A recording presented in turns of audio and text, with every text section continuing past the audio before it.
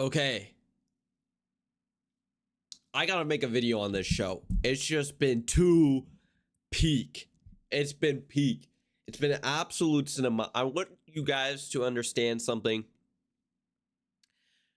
By the way, I'm chewing gum this video. Sorry if that annoys y'all. But, and I guess this technically is the first video back from in 2024. But good God, do I need to make a video right now after watching that episode of JJK. That's what today's video is on. It's peak. It's peak. If you haven't watched it, you need to go watch it now. How do I even talk about this? So JJK season 1 is a good anime. It's like a good 7.8, 8 out of 10 anime, I would say. Season 2 is when they really ramp it up, and I would say honestly it's an 8.5, 8.8, maybe even a 9 in some people's book. To me, it's like an 8.8. This is another level. You know, season 1 to season 2 was a level. Season 3 is another level. I just watched that episode.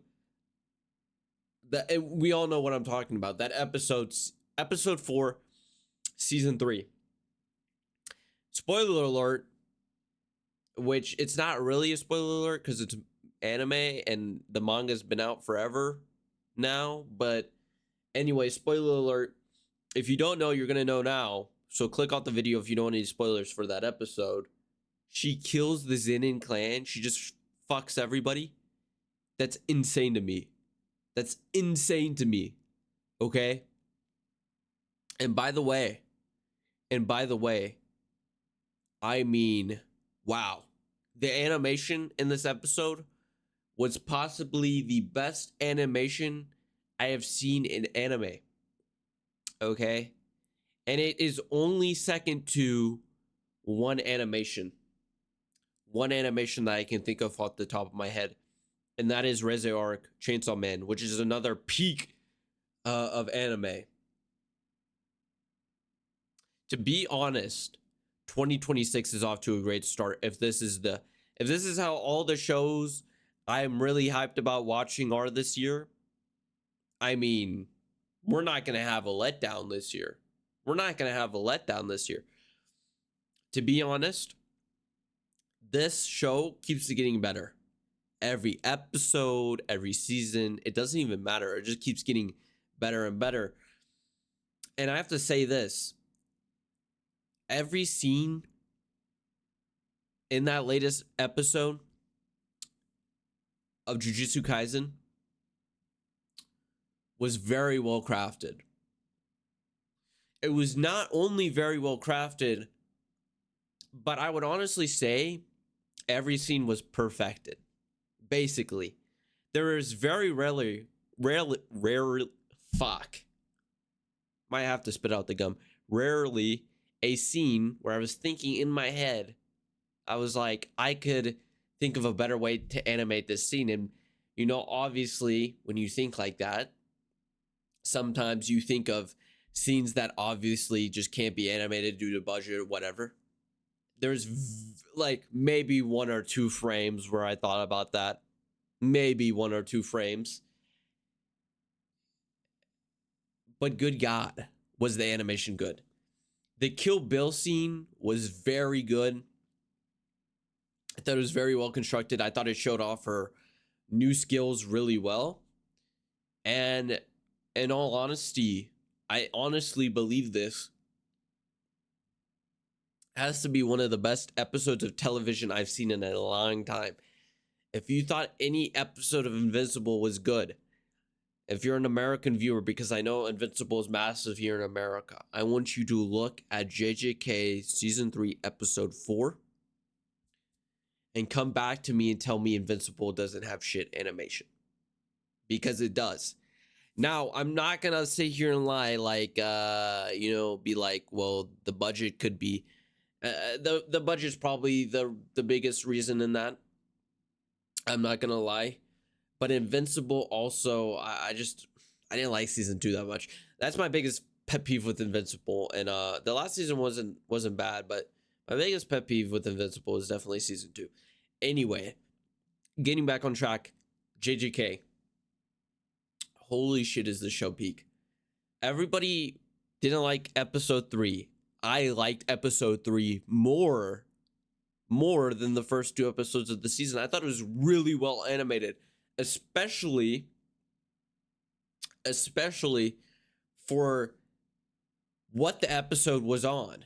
Like, the episode was basically just writing on a screen, but they somehow figured out a way to make it more than just writing on a screen.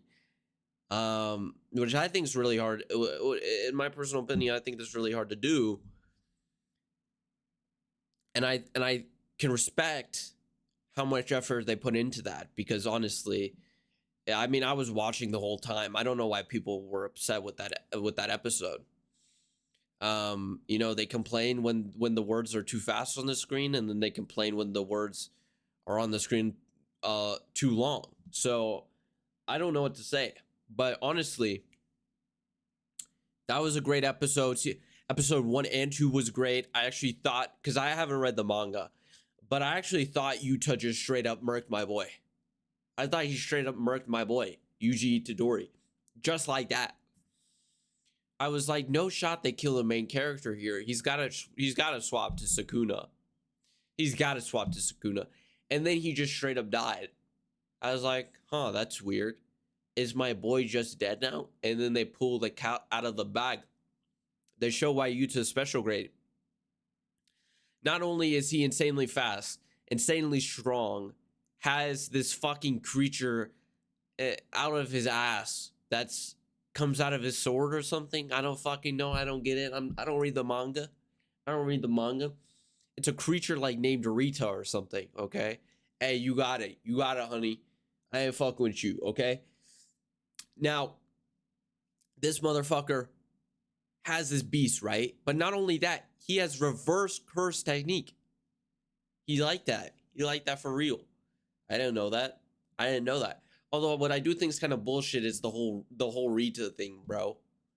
Like, really? Really? Your special grade? Not only because of the reverse curse technique, which I think his reverse curse technique is actually really cool, because it's a white colored orb that heals exceptionally well, it seems.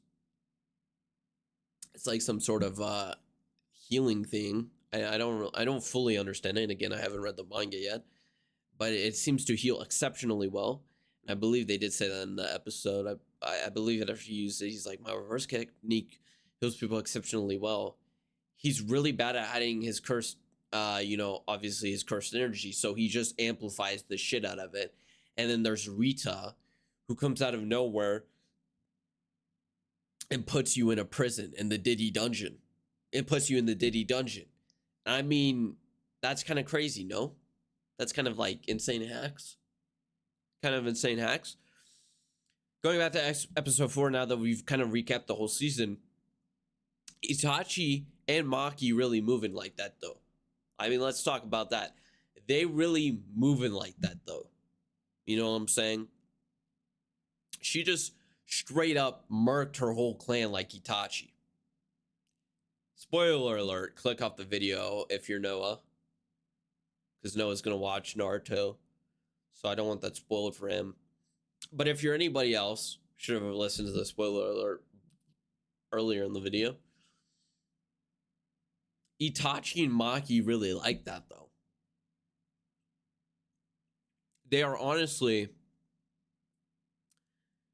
they don't duck a fade. And now, the one thing that JJK loves doing is what I like to call the great lock-in at the end of episodes. It's where you go from sitting back in your chair to that gaming stance, you know what I'm saying? That gaming lean, okay? You don't.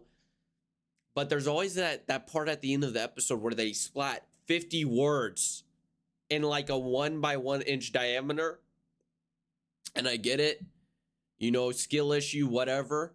I can't see that fucking well, okay? I'm an American, okay? I can't see that well, okay? And I know the Japanese is also written like that, and maybe Japanese people can see it better and read it better. I don't know. But I can't. And I'm a Kimi. I mean, I guess a person who studies chemical engineering shouldn't be the best at reading. But I like to think I'm pretty smart. I like to think I'm pretty knowledgeable. And dude, what the fuck? It's every episode. Except for episode 3. That's why I liked episode 3. Episode 1, they didn't do it too. I liked episode 1 a lot as well. Episode 2, at the end of episode 2, if you remember, they did the same fucking shit. Episode 3 or 4, sorry, they do it again. They do it again. But luckily, it's not as much text, and I think I got the big picture. Zenin clan basically isn't represented as a big clan anymore. Holy shit, my mic was tilted the wrong way. Hopefully that doesn't impact the audio too much. We'll see when I'm editing this video later, or my editor will. Like talking about my editor in third person. Anyway, what I'm talking about is how good JJK Season 3 is. Again, it's another level. And honestly, now Bleach has some pressure on it. For me. I know a lot of people are like, Freerun Season 2. Freerun. I don't know how the fuck that show's gonna keep up with this shit. Okay? I just don't. The only thing contending for other best animated animation in my book right now, Reze Arc. I'm sorry, that's just how it is right now. Current anime landscape. You know, I grew up watching Cowboy Bebop, Naruto, One Piece, Bleach, Hightail, or it's called Fairy Tail or Hightail. FMA Brotherhood. Come on now. Banger. If you haven't seen it, you need to see it. And when that shit was coming out, I thought that shit was banging. You know what I'm saying? Animation style. Now I know how much higher the animation style, how much better animation could get. I thought that was the peak animation. Still, in my opinion, FMA Brotherhood has the best writing.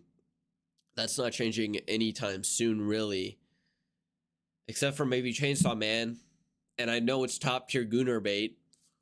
But call me a horn dog. Well, call me a horn dog with a heart of gold. Because that's what I am. And you know, here's the thing. Phenomenal. That's what I'm gonna leave you off on in this video. Hope you'll have a great day. Watch the fucking anime if you haven't. Go watch Reze Arc. It's peak fiction as well. Hope y'all have a great day as always. And as always, remember to junk it out. And wait, quick reminder. We stream, I stream every day on the channel. Got to figure out the Twitch, okay? Had to stream on both at the same time. Come stop by, come say hi, come like. Helps the channel out immensely. And as always, folks, remember, always have a great day. Be kind to someone out there. Okay? In a world filled with hopelessness, be kind to someone out there. Have a great day. Hope you enjoyed the video.